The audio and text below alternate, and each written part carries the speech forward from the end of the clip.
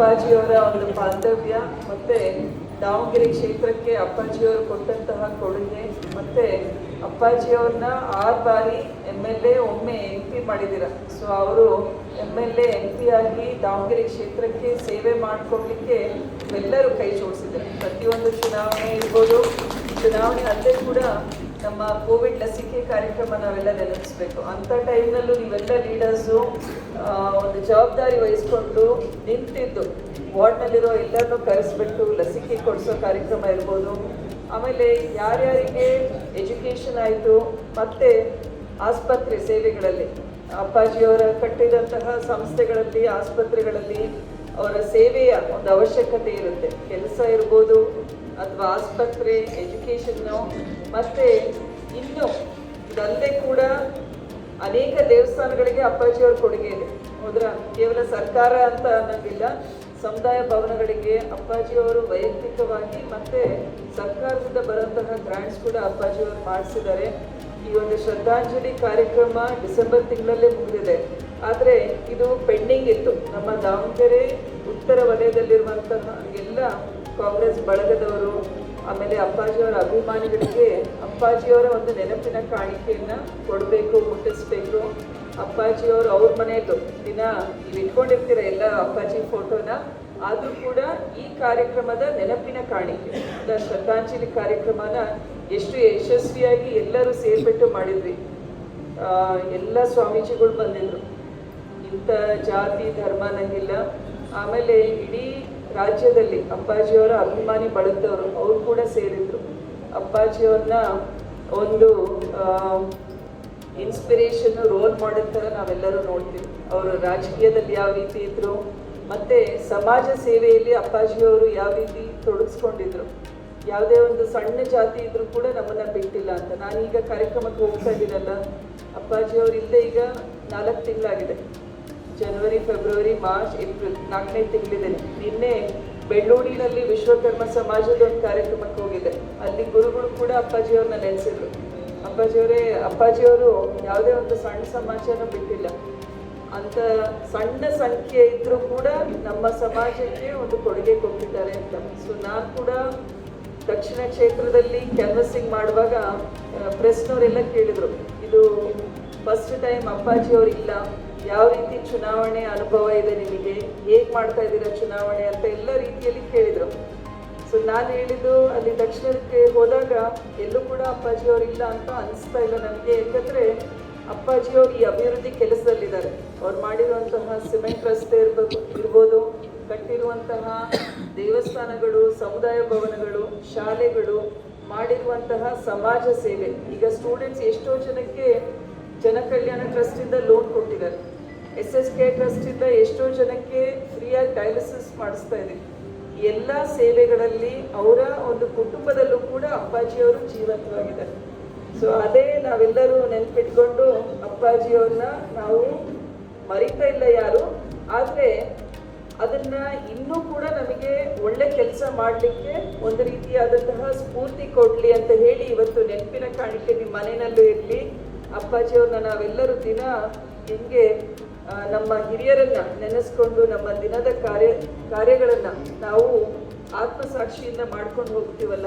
ನಾನು ಮಾಡುವಂತಹ ಎಲ್ಲ ಸೇವೆಯೂ ಕೂಡ ಜನರ ಒಳ್ಳೇದಕ್ಕಾಗಲಿ ಅಂತ ನಾವು ಒಳ್ಳೆ ಮನಸ್ಸಿನಿಂದ ಮಾಡೋ ರೀತಿಯಲ್ಲಿ. ಯಾಕಂದರೆ ಈಗ ನಾವಿರೋದು ರಾಜಕೀಯದಲ್ಲಿ ಎಷ್ಟೋ ಜನನ ನಿರೀಕ್ಷೆ ಇರುತ್ತೆ. ಆ ನಿರೀಕ್ಷೆಗಳಿಗೆ ನಾವು ಪ್ರತಿಯೊಂದು ನಮ್ಮ ವಾರ್ಡ್ನಲ್ಲೂ ಇರ್ತಾರೆ, ಒಂದು ಬಡ ಕುಟುಂಬದವ್ರು ಇರ್ತಾರೆ, ಇನ್ನೇನೋ ಸಮಸ್ಯೆಗಳು, ಅವನ್ನ ನಾವು ಆದಷ್ಟು ಇಲ್ಲಿ ಹೆಣ್ಮಕ್ಳು ಸುಮಾರು ಜನ ಇದ್ದೀರ, ನೀವು ಕೂಡ ಅದನ್ನು ಅರ್ಥ ಮಾಡಿಕೊಂಡು ಬಡವರು, ಸ್ಪೆಷಲಿ ಬಡವರಿಗೆ, ಪ್ರತಿಯೊಂದು ಸಮಾಜದ ಬಡವರಿಗೆ ನಮ್ಮ ಕಡೆಯಿಂದ ನಾವು ಈ ಸಹಾಯ ಮಾಡ್ಬೋದು ಅಂತ ನೀವು ವಾರ್ಡ್ ವೈಸು ಆ್ಯಕ್ಟಿವ್ ಆಗಿ ಇಟ್ಕೊಂಡು, ಕಾರ್ಪೊರೇಟರ್ಸ್ ಇರ್ತಾರೆ, ಲೀಡರ್ಸ್ ಇರ್ತಾರೆ, ಅದ್ರ ಜೊತೆಗೆ ನಮ್ಮ ಯೂತ್ ಕಾಂಗ್ರೆಸ್ಸು, ಮಹಿಳಾ ಕಾಂಗ್ರೆಸ್ನವ್ರು ಇರ್ತೀರ, ಲೀಡರ್ಸ್ ಇರ್ತೀರ, ಎಲ್ಲರೂ ಕೂಡ ಒಬ್ರಿಗೊಬ್ಬರು ಎಲ್ಲರೂ ಸೇರಿ ವಾರ್ಡ್ನಲ್ಲಿರುವಂತಹ ಸಮಸ್ಯೆಗಳನ್ನು ಯಾವ ರೀತಿ ಬಗೆಹರಿಸ್ಬೋದು ಅನ್ನೋ ನಿಟ್ಟಿನಲ್ಲಿ ಕೆಲಸ ಮಾಡೋಣಂತ.